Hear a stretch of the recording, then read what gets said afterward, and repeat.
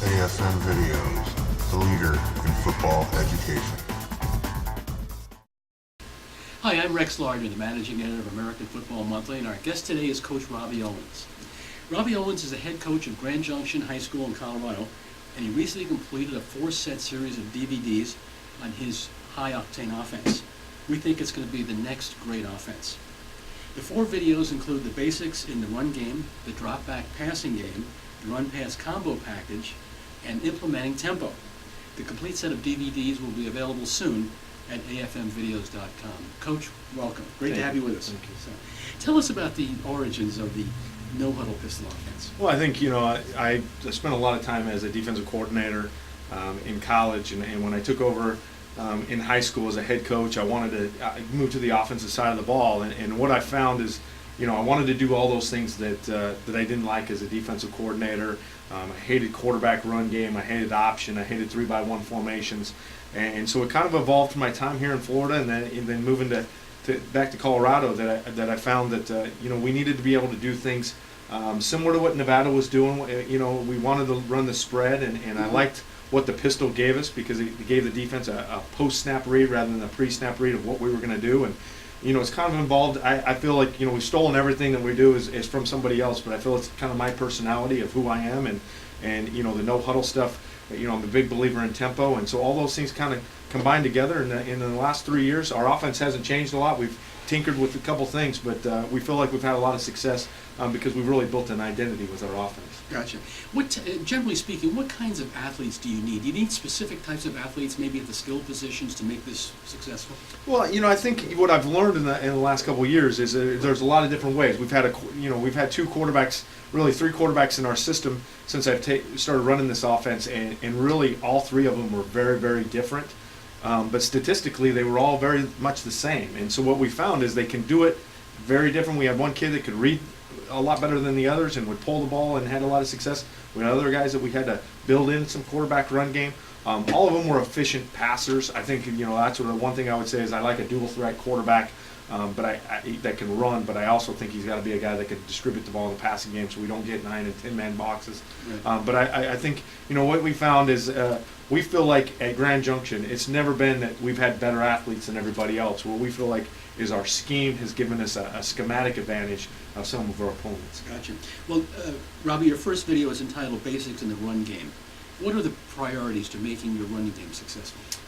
Well, I think it always starts up front. I think you have to do things. We like to complicate things with formations and motions and shifts and things like that, but we like to keep things simple for our up front guys. We build everything off of a premise of a basic ISO play. We call it power, our power run game, but we really want to run ISO where we're leading with a fullback, your typical ISO play, so we're in a 21 personnel type look, but we also want to lead with our pulling guard. We can pull a tackle, we can flex a tight end off the line of scrimmage, and we can lead with a tight end. So we use a lot of variety of ways to run the exact same play. Mm-hmm. And then we think we have a system within our offense that we can make adjustments to what the defense is doing, or personnel adjustments that we have to make. If we don't have a great matchup on a 3 technique, or we don't have a great matchup on a backside inside linebacker with our tackle dipping inside, what we feel like we can do is we can adjust those angles with real simple variances in our calls to allow us to have better angles and be effective in the run game, because it's always going to start with the run game for us, and then we're going to feed off of that into a passing game. Now we'll segue into the drop-back passing game. What is really needed to make this thing work? Again, we think we simplify the protections for our upfront guys, right. Mm-hmm. But I think quarterback-wise, whatever your philosophy is in the passing game, I think you got to be able to articulate that to your quarterback. Your quarterback has to go out there and be able to distribute the ball with a lot of confidence, and we feel like with our system, we run a lot of run and shoot type philosophy where our guys have some option routes within the scheme. But we want our quarterbacks to have a simple progression read where they can do their 3-step drop and know where their ball's supposed to go. And we've practiced it a lot in 7-on-7 and are able to get our quarterbacks comfortable within our offense. And the drop back pass game is crucial because, again, if we're running the ball effectively, we know we're going to get 8-man box. We know we're going to get a 1-high safety, and we know that we can really help our quarterbacks become effective passers. Gotcha. Well, that will segue then into the next thing. And the third video is on the run-pass combo play. Is the basic concept that the quarterback has options depending on what the defense shows? Yeah, I think it's the new craze in college football, of being able to call a run and pass play at the line of scrimmage and let the defense dictate, whether we're going to run the ball or we're going to throw it. And so it takes some pressure off your quarterback. We're still going to run our read game. Our quarterback is a threat to run the ball. But what we do with our run-pass combo plays, for the most part, is we give our quarterback the opportunity to hand the ball off in the run game, but also distribute it in the passing game and not put all the pressure on our quarterback, to run the football. But the run-pass combo plays, again, we like to run them on first down, to be honest with you, because I think the big thing for us is we run those run-pass combo plays and we let the defense dictate to us whether we're going to run the ball on first down, whether we're going to throw the ball on the first down, and hopefully get into manageable second and third down situations. Gotcha. Coach, the last video is implementing tempo. Are there certain requirements or priorities relative to making that work?